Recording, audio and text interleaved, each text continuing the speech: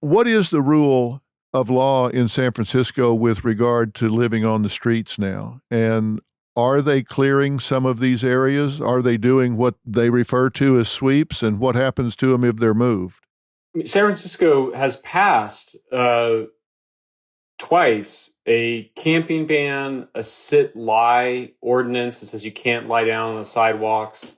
So the laws are on the books, and just as they are in most cities, that you can't do those things. So it's been a matter of electing very progressive members of the city, the county board of supervisors, the city board of supervisors, and very progressive district attorneys who won't enforce the laws. The other strategy that the radical progressives have used is to basically divert funding that would have gone into building basic, safe, and clean shelters into very expensive apartment units.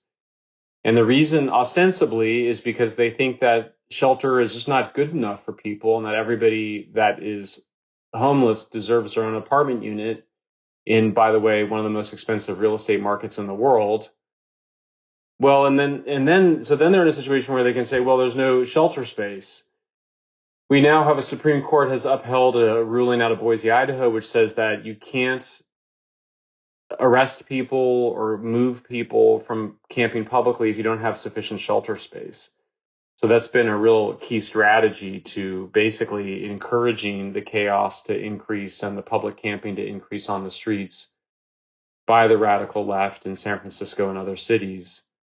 I would just say too, Dr. Phil, I mean, it's important to keep in mind that if you're sleeping on the sidewalks, you're living on the sidewalks, you're using drugs, you're actually breaking several laws. And so if you have sufficient shelter capacity, which by the way can be constructed basically instantaneously. We live in an earthquake zone. And so California, if we had a big earthquake and there were millions of people on the street, we would be able to get people sheltered within hours. So the fact that we don't have those shelters shows that the politicians are actively preventing sufficient shelters from being built. Because once you have sufficient shelters, then you can require people to go into them. They don't have to go, by the way, I always point this out. You don't have to go into the shelter if you don't want to go into the shelter, but you can't sleep on the street. And if you need somewhere to sleep, then you can go sleep in the shelter. That's the rule in places like the Netherlands and Japan and France and civilized societies. And if you are refusing to do that, then there's something wrong. I mean, you're either suffering from addiction or mental illness if you're just insisting on sleeping on the sidewalk in the middle of downtown of a city. You've got a problem. And so, yeah, you'll be arrested, but really you'll be mandated some sort of treatment. So that's how people would get treatment, is that you would just enforce the laws that we're currently refusing to enforce. Right now, if you were controlling this, what would you do? What would be your first step? The first thing I would do if I were, say, governor of the state, since I do think it is best dealt with at a state level, precisely for the reason you said, which is that if you're an addict on the street in San Francisco, you probably should not be going to rehab in San Francisco. You're probably better off in a smaller town in the countryside somewhere for 3 to 6 months, and then on some sort of work rehabilitation program, and maybe never go back to San Francisco, as you said, or at least not until you've really achieved full recovery. So a statewide system is what you need. And by the way, Boston's mayor has been moving their homeless addict population into shelters, into housing, and not just in Boston, but in other parts of the state. So this has worked in other states. I would immediately put in place a statewide psychiatric and addiction care system. We could call it CalPsych. That would allow social workers to get people into drug rehabilitation or psychiatric care immediately within a few hours. Particularly after people overdose is a great time for them to get into that care.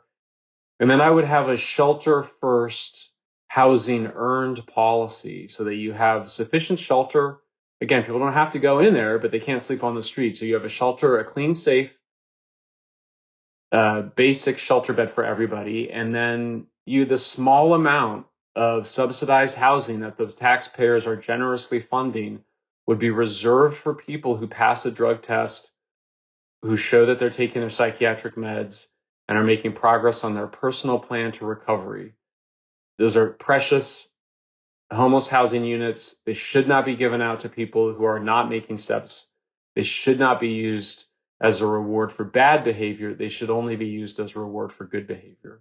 And when you say you can do shelters for a lot of people in a short period of time, these are shelters that can be set up in huge environmentally controlled tents. You can do these in areas that are low demand for the real estate.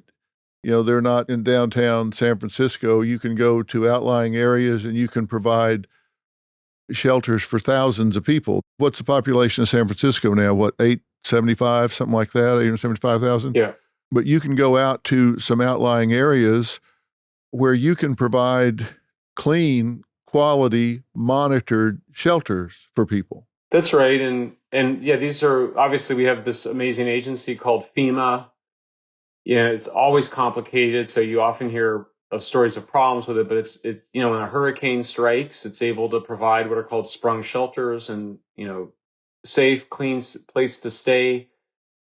I think that with this population, it's such a difficult a population. It's a, you know, late stage drug addicted, mentally ill population.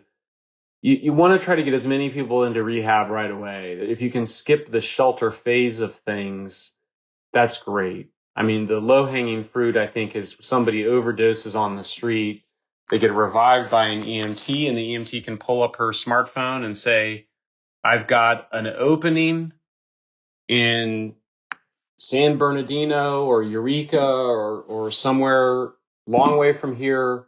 We can get you on a Suboxone taper, which means we can get you on opioid replacement therapy so that you don't go into really painful withdrawals over several days.